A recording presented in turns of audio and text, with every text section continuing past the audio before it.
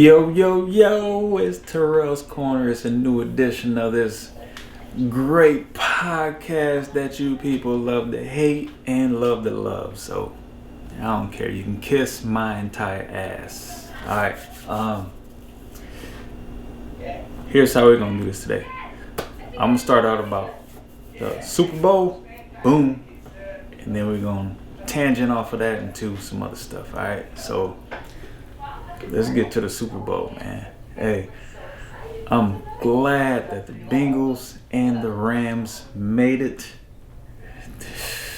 Too bad it's not the St. Louis Rams like in 1999, our age. Sorry, old people, but yeah, it's our age when the 1999 Rams made it with Kurt Warner, Husmanzada, and man, I can't remember who else was on that team. But they had the bomb-ass team right there. But that was the team. 1998, 1999 Rams team. Kurt Warner was a quarterback.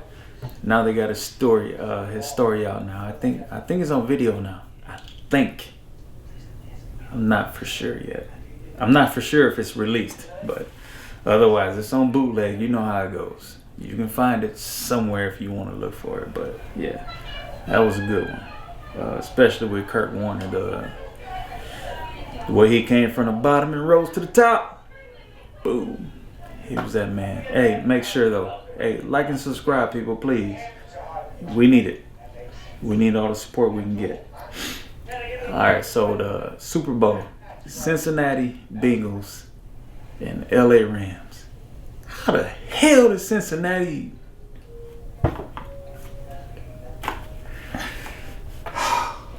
That's terrible, man. Look, how did they win? I guess like my boy Tars Dawkins said, it's upset Sunday. You can't control it. You just gotta keep playing. And then the other team just blew it out. They ass. Alright, so Cincinnati made it, man. Let's talk about this. Alright, so Joe Burrow. Joe Burrow. Man, I can't even say nothing about him. I don't even know the cat. This is his second year maybe? He ain't got no insurance benefits, no nothing. He's a new man and he's doing his thing. Hey, I love him for that. You know what? You know what I like him more for it? He's playing like he deserves to be here. And that's what I love more than anything. And that's what more than any people in this world need to know, that you need to perform like you know that you deserve to be there more than the next person. If they don't care, then that's their problem. So what? But you work harder than the next person. So no matter what. Who cares? Alright, now I'm going to go down a little list I made of the fantastic their defensive players, offensive players, and who's relevant in their teams. Alright, so check this out. Damian Square and Zachariah Winston Kerr. Yo. That's why Joe Burrow got time. Because them some big boys right there. Hey, they running down the middle. Ain't nobody running him over from straight down the middle, so he gotta watch the sides. That ain't too bad. So if you watching one side and one side, you can run to the other side, or you can run straight up the middle behind these big fatbacks right here. These fatback pigs. I don't mean pigs by being mean. I'm just saying they some big heavy back dudes. They some big brothers. So they can run right behind them. I mean, Joe Burrow can run right behind him and be fine. He can make 2-3 yards no matter what per play, unless if he get a little footwork. That's on him. That's his business. But I like that though. You got two nice big linemen that's protecting you, man. That's love. How many rookie or early quarterbacks can say they got protected by some good linemen? Besides the lineman saying, yeah, I'm going to protect you, but then as soon as they say, hike,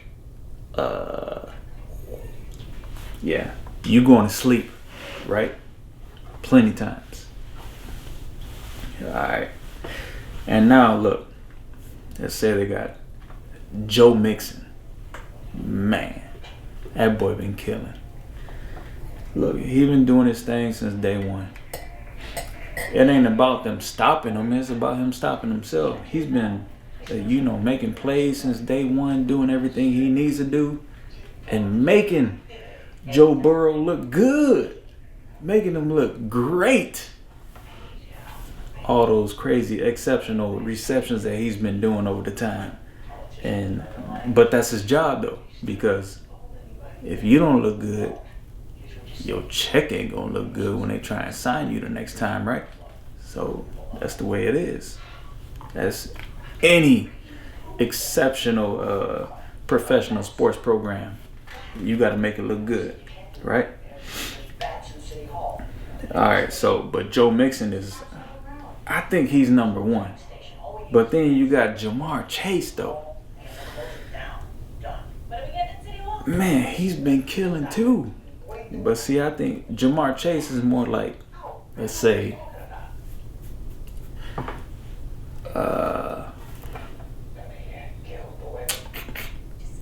Jamar Chase is more like a James Harden. He's always going to get free throws, and he's always going to get the little stuff. So Jamar Chase get like 5-10 yards here and there. Boom, boom, boom, boom, boom, boom, boom. Every game. No matter what. Little stuff. But it adds up over time. But that means he's still progressive. Man, he's making that game. And he's making Joe Burrow look good as hell. And then by the time everybody's looking at him, they're forgetting about Mixon. So that makes Mixon look good on long passes. Oh, man. But then Chase take the little short stuff, 5-10 yards here and there. Boom, boom, boom, boom, boom. Make it happen.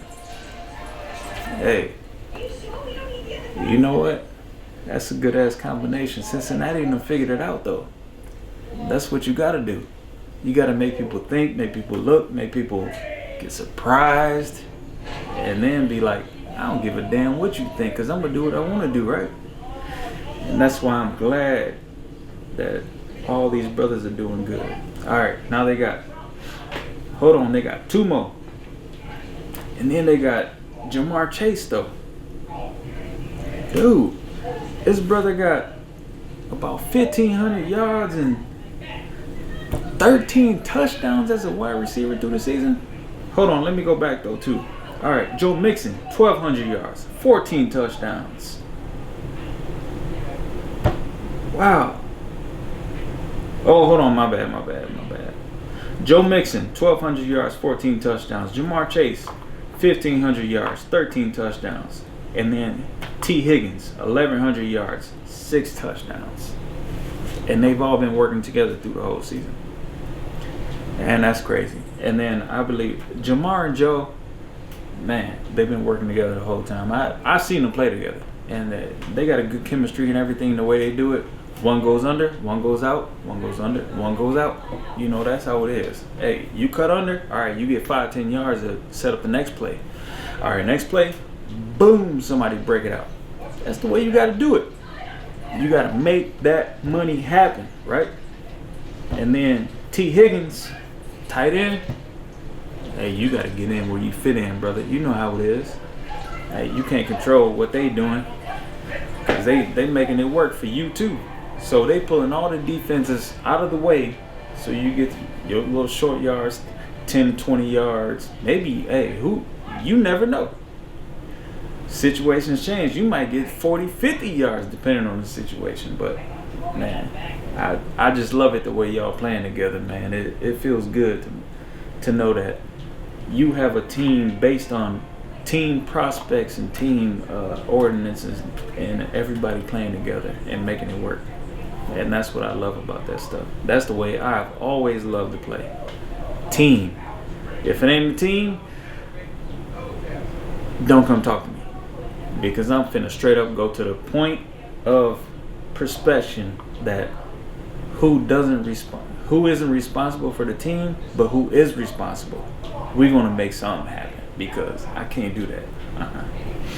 All right, well that's good. So that's for Cincinnati. Now Cincinnati, I don't even know the over-under I really don't care. But I'm gonna get to that after.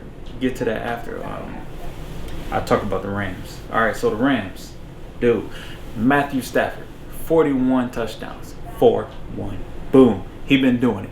He been doing it for what? It's either 13 or 14 years, cause he been getting his ass beat in Detroit for a long time. Even before BMF and before White Boy Rick, he been getting his ass beat, hands down. Man, he even had the best receiver in football, I would say ever. But he quit early because he said he don't want to endanger his health. He want to be able to walk and do all this stuff. Megatron. So Matthew Stafford quit early, and I can't fault him for that. I love him for it, because maybe a lot more people would do it, and then the NFL to change their ways and start paying for insurance and paying for people to live their afterlife after football, because the insurance is full of shit right now. And everybody knows that, because the NFL Players Association, they don't do shit for nobody. And I've read about it. Hey, if you want to read about it, NFL Players Association, they do not help their players at all after they leave the game. All right, let's go. So let's see. 41 touchdowns, Matthew Stafford. Cooper Kupp, he did about 2,000 yards and 16 touchdowns this year. Cooper Kupp, Kupp, Cupper,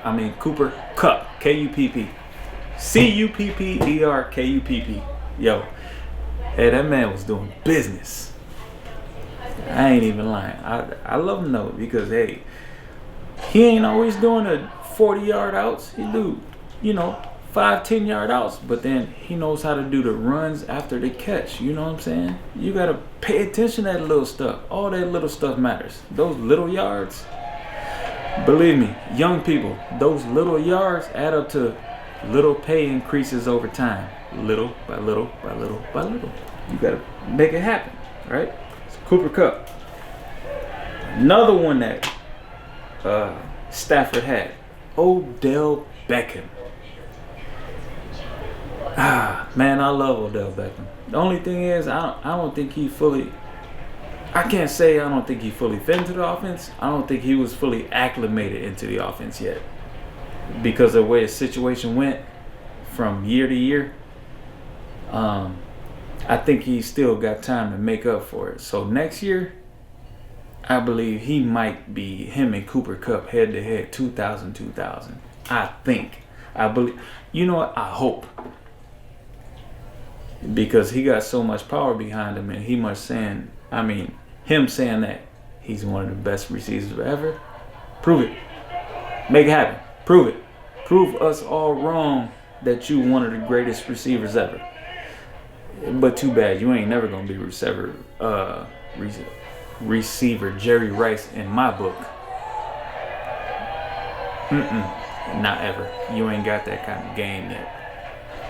Now, 10, 15 years later, if you beat Jerry Rice's record and then you keep going, I'll think about it. But right now, you ain't got a chance, brother. But you got to make one. All right, now let's get to LA's defense, the Rams defense. They got Aaron Donald, man. How do you almost blow the game with Aaron Donald last week? That didn't make any sense to me. I didn't understand it. I mean, hold on. Were they holding him back from rushing the quarterback like he normally does? Or were they holding him back from doing a bull rush or something? Was something going on internally that they didn't tell nobody? I don't know. Hey, you know Aaron Donald though. You know, after every game that he does bad, he does an interview. He talks to the press, anybody, he don't care. He does an interview after every game he does bad. And guess what? He didn't do too good in those past couple playoff games. And he didn't do no interviews. What's wrong? I don't know. It's a little suspicious to me. So let's think about that. Let's put that in perspective. Let's see what's going on. So why is that going on? Huh? Aaron, tell us what's up, brother. What's really going on? Because we know you. You fully outspoken. You don't care.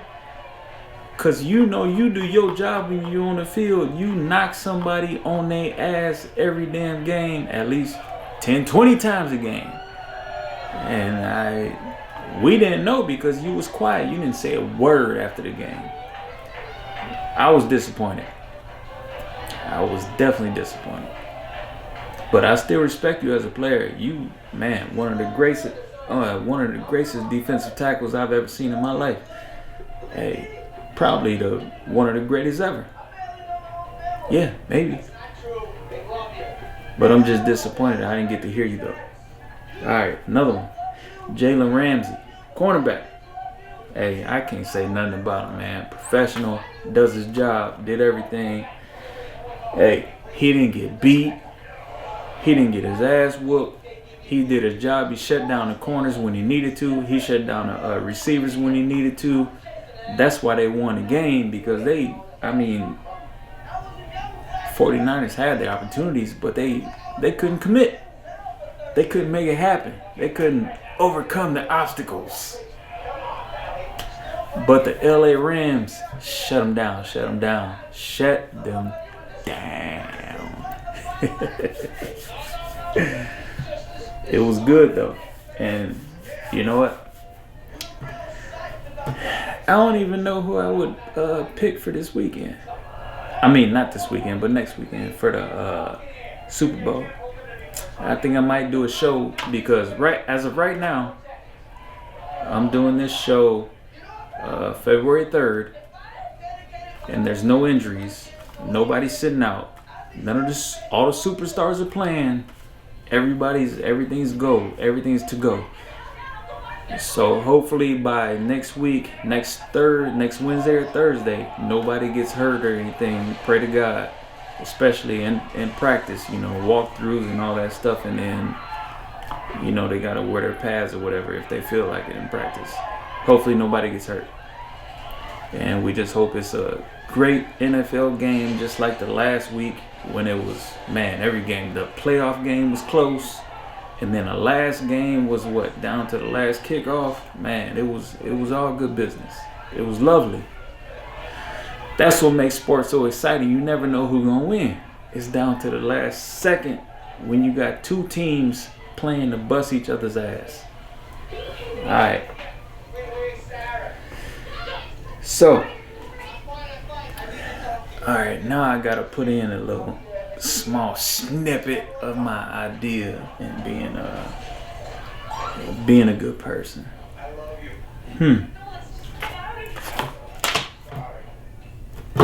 Alright, so I guess here's what I wrote. I'm upset that I wrote this. Dang it. Because now I wrote it, now I gotta read it. It's called Women's Options. Lacking the confidence to commit. Ooh-wee. I know some people finna fight me right now after that. Hold up. Take these time to talk about it.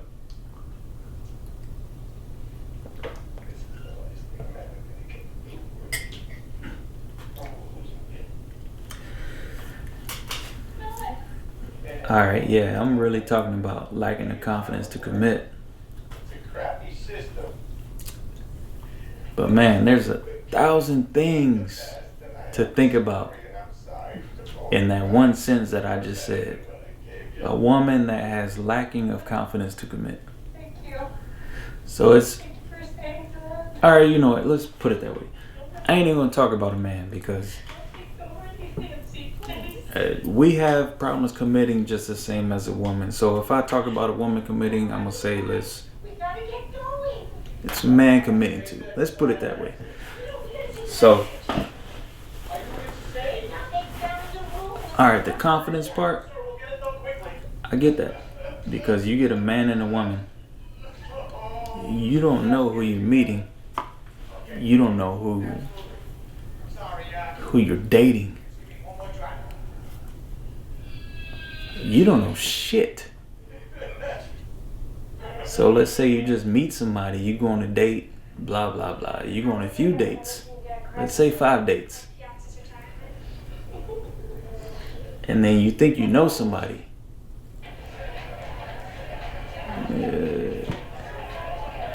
But then you find out something. I would guess say, looking on social media or something, blah, blah, blah. Who knows? But you do not know anything about that person because they're not totally honest. And I would say that's because of young-minded people, young-minded persons. They're not like up in our age. I'm not finna say our age. I feel too damn old. My hair is not that gray and white right now. But we don't have to go through all them issues because we know our predominantly situation that we have to deal with. And then the genre that we have to deal with. The upper age and upper echelon. Yeah. Oh, I ain't saying age. I'm just saying situations. So stop looking at me for about ages. And I swear I think these kids that I spoke to over at this high school be watching me and be putting in questions and stuff. It's funny. Ladies and gentlemen, boys and girls of all ages, but we can't worry about everybody else. We gotta worry about ourselves. I mean, even though we're a little older, we still deserve happiness because what did we look at our parents when we were younger? We were like, God dang it, I can't do this, I can't do that. But then you think about it now you look at it. 23 years ago, Now the kids got so much freedom because of publicity of everything. And if you don't monitor their electronics, you got another thing coming because it's going to be even worse. I don't know. It's a hard situation to think about because look, I got 3. 13, 14, 20. All right. So my 13-year-old, I'll tell you this. I got to deal with her mother. That's a lying slob. And I say slob because slob means sloppy, lying, over, B. And I won't ever call a woman B in public, but she is one of them because she's terrible. She's a horrible ass person. And I don't talk to her. I'll never talk to her again. That's the mother of my youngest child. Now my middle child, me and her mother are cordial. We can talk whenever we want to. We don't have those problems. I mean, my daughter, she's 14. All right, you make your own decisions. You want to come over, do something with me or whatever, and then we go vacation. She asks me to do this, blah, blah, blah, blah, blah. We go that way. It's simple. I don't have to deal with the BS. Like with my youngest child with Court because her mom is a slob. And I'm going to keep repeating that because that's exactly what she is. But sorry, even though I'm repeating this, it's because she doesn't know. I'm not even going to say what's going to happen to her soon. I'm going to just laugh because I'm going to wait until after it happens. And then I'm going to talk about it. Yes, put it that way. And I don't want to be mean about it. It's just that it's just something that has to happen. And once it happens, then I can tell the whole entire story of everything that's going on. So put it that way. So let me think. So I got my youngest, and then I got my second youngest, and then I got my little hot ass 20-year-old. Yeah. Woo-wee. She finna have a baby. She finna make me a granddaddy. I don't even know what to say, but you know what? I'm glad for her though. She's doing good. She's great. She has a good head on her shoulders as long as the hair don't burn off. And that's a story for you know what? Let me tell this story. So So I had my nephew and my niece and just my nephew and my niece with me that night, and her and my oldest. So we were at my grandparents' house. My grandparents have a bar in the basement. So my oldest was sitting behind the bar because she was charging her phone. And my niece and my nephew, they were sitting in front of me. And then I don't know what the hell happened. Somehow a Michael Jackson thing hit out. So my nephew was looking at me. He didn't say nothing because he was like dumbfounded, I guess. So he started pointing. He started pointing at my oldest. He was like, I was like, what the hell you pointing at? Then I looked, her hair was on fire. Her hair caught on fire from behind the damn bar.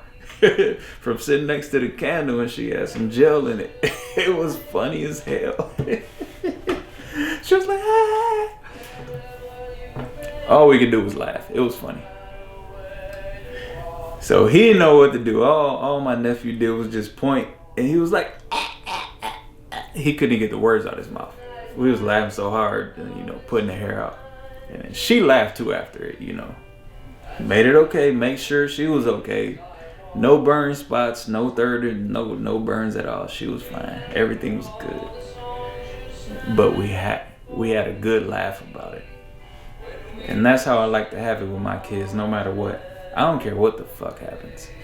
As long as my kids have a good time, they're safe, they're healthy, they're fed, they know they have a place to sleep, they know they have a place to stay, no matter what. That's how I feel that we are doing great as fathers, no matter what in this life. But then you just have those other people that are just ridiculously pitiful, that don't have nothing.